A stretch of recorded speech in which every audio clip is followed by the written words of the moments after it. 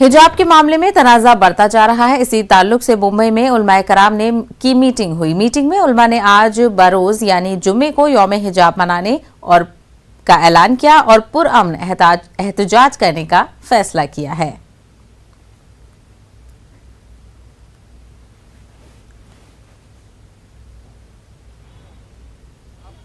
कर्नाटक में जारी हिजाब तनाजा ने तूल पकड़ लिया है। 1000 से ज्यादा हुकूक निस्वा, जमहूरियत पसंद ग्रुपों, माहिरीन तालीम, वुकला और समाज के मुख्तलिफ तबकात से ताल्लुक रखने वाले अफराद ने हिजाब पहनने वाली मुस्लिम तालबात को निशाना बनाने के वाक़े की मजम्मत की है। उन्होंने इसे मुस्लिम खवातीन के खिलाफ इम्तियाजी सलूक का नया बहाना करार दिया है।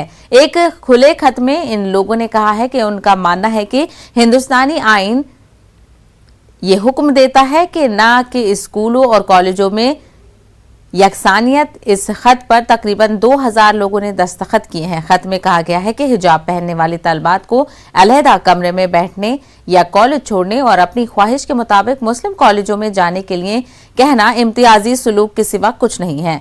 15 रियासतों के 130 से ज्यादा ग्रुपों ने भी इस खत को अपनी हिमायत दी है। MIM के सदर असदुद्दीन ओवैसी यूपी में इंतखाबी मुहिम के दौरान हिजाब पर रद्द अमल दिया। उन्होंने पार्टी कारकुनों से मुलाकात के बाद मीडिया से बात करते हुए कहा कि मजहबी या शख्सी आजादी से मुतालिक आईनी हक को स्कूल या कॉलेज में खत्म नहीं किया जा सकता है। MIM के सदर ने कहा कि कर्नाटक हाईकोर्ट का हवाला देते हुए ये बातें कही हैं। स्कूल में सस्पेंड नहीं होता, संविधान कॉलेज में सस्पेंड नहीं होता। हाईकोर्ट का जजमेंट पढ़ लीजिए।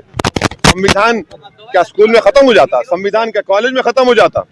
क्या संविधान का article 14, article 19, article 21, article 15 school के बच्चों को और कॉलेज के लड़कियों को अप्लाई नहीं होता? कौन सी बेटी बचाओ बेटी पढ़ाओ की पॉलिसी सरकार की है? समाजवादी पार्टी के रुकने असेंबली रईस